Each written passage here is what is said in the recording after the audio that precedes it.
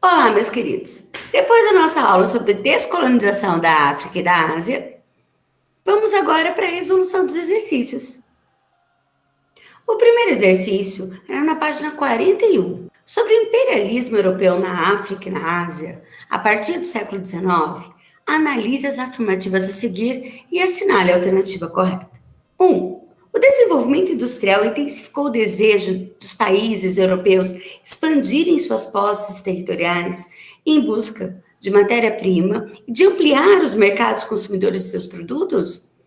Correto, esse é o principal objetivo do imperialismo. 2. Inglaterra e França, pioneiras na industrialização europeia, estabeleceram diversas colônias na África? Também está correto.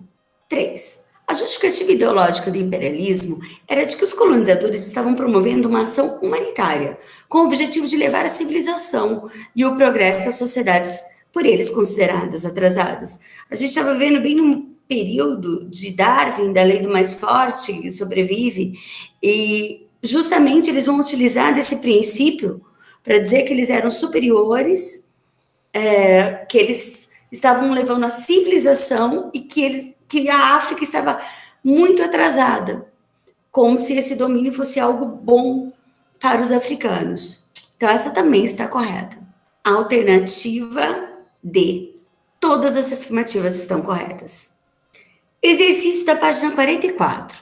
Com base nos documentos apresentados a seguir, analise a forma como Gandhi defendia ações de protesto ao imperialismo na Índia. Nessa imagem, a gente vê Gandhi, que para dar exemplo de que a população indiana não necessitava consumir os produtos ingleses, produzia os tecidos que utilizava na fabricação de suas roupas, através de um tear caseiro, plantava seus próprios alimentos e criava as cabras das quais extraía o leite, pois a vaca era considerada um animal sagrado, ainda é considerado um animal sagrado pela população indiana. Então, dessa forma, ele criava cabras para que o respeito a todas as religiões e culturas fossem mantidas.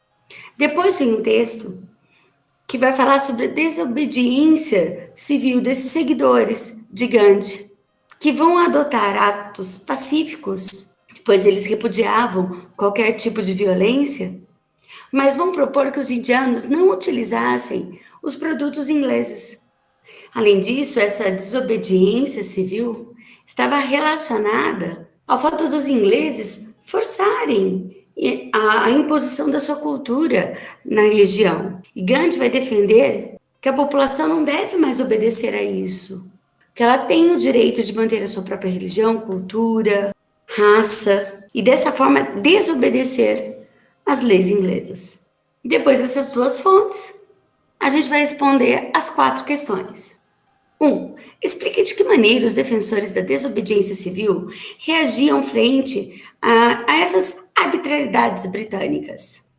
Eles incentivavam as pessoas a desobedecerem às regras britânicas, mas agindo sem violência. A 2. Em quais situações Gandhi defendia o não cumprimento dessas leis? Ele dizia que não era para cumprir essas leis quando a consciência do indiano estivesse ameaçada. Ou seja, quando eles estivessem passando por humilhações ou não pudessem cumprir com seus princípios. E ele determinava que os critérios para isso seria raça, religião, cultura e sexo. 3. Cite 2 práticas que integravam a estratégia de luta denominada desobediência civil. Vou citar mais que 2, porque vocês podem ter anotado alguma delas. Mas a primeira, boicote aos produtos ingleses, não pagamento de impostos, greve dos trabalhadores que eram contratados pelos ingleses e não colaboração nas políticas imperialistas. 4. Em suas práticas, Gandhi procurou contemplar a união do povo indiano? Fundamente sua resposta. Sim, em suas práticas de luta contra a opressão britânica, Gandhi procurou respeitar hábitos e costumes que não ofendessem os diversos grupos étnicos e religiosos que existiam, que compunham a sociedade indiana. Depois, os exercícios da página 50. Relaciona a Segunda Guerra Mundial que ocorreu entre 1939 e 1945, com um processo de descolonização da Ásia e da África. A Segunda Guerra Mundial enfraqueceu economicamente as potências europeias, fazendo com que diminuísse o controle nas regiões ocupadas e possibilitando, assim, a luta dessas colônias por sua independência. Número 2. Relaciona a Conferência de Bandung, ocorrida em 1955, com a política da Guerra Fria. As colônias e as ex-colônias que participaram dessa conferência buscavam a neutralidade em relação às influências capitalistas ou socialistas. Ou seja, elas propunham que as nações não se colocassem nem na esfera da influência dos Estados Unidos, nem da União Soviética. Número 3. Diferencia o significado da expressão terceiro mundo na época da Conferência de Bandung e seu significado atual. Quando aconteceu a Conferência de Bandung, o termo terceiro mundo se referia àqueles países que não pertenciam nem ao bloco capitalista e nem ao bloco socialista. Ou seja, não eram aliados de nenhum dos dois. Hoje, a gente usa o termo terceiro mundo, que na verdade já está entrando em desuso, para se referir aos países capitalistas pobres, mas que estão em desenvolvimento. O próximo exercício é uma questão do Enem. Primeiramente, a gente está analisando uma charge que mostra esse inglês prendendo no dia da prisão de Gandhi e que isso acabou acarretando uma série de manifestações pacíficas, representadas por essas pessoas que teriam a mesma fisionomia de Gandhi, ou seja, tinham seus mesmos ideais. O cartoon, publicado em 1932, ironiza as consequências sociais das constantes prisões de Mahatma Gandhi pelas autoridades britânicas na Índia, demonstrando o apoio da população hindu à prisão de Gandhi. Não, ao contrário, eles estão contra. A ineficiência do sistema judiciário inglês no território indiano, também não. A impossibilidade de deter o movimento liderado por Gandhi, com certeza é essa.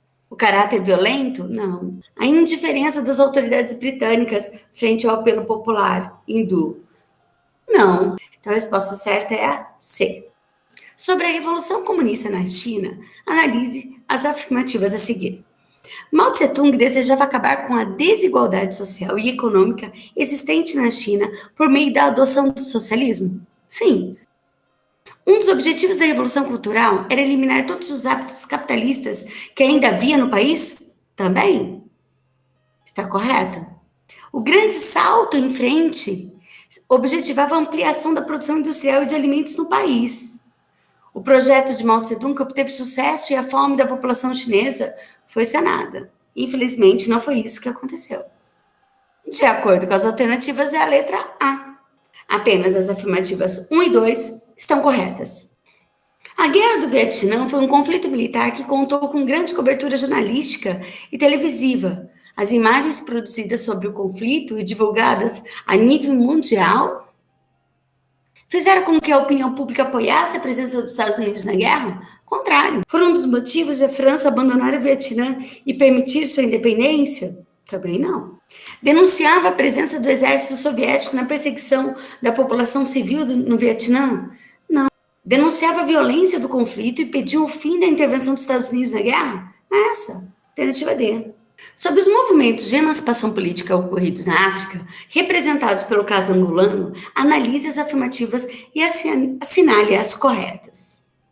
Em sua maioria, foram marcados por processos pacíficos, facilitados pelas boas relações entre as lideranças imperialistas e os grupos africanos que desejavam emancipação política? Não, não foram processos pacíficos. Após a emancipação política, as guerras civis e os conflitos entre diferentes etnias cessaram em muitos países africanos? Ao contrário, permaneceram, ficaram cada vez mais fortes. Letra C. A África, na atualidade, ainda apresenta marcas deixadas pela exploração imperialista, tais como o subdesenvolvimento e os conflitos entre etnias e grupos políticos. Essa está correta, é o que acontece ainda no território africano. Foi muito bom estar com vocês em mais uma aula, espero que vocês tenham gostado. Um abraço, se cuidem e até a próxima!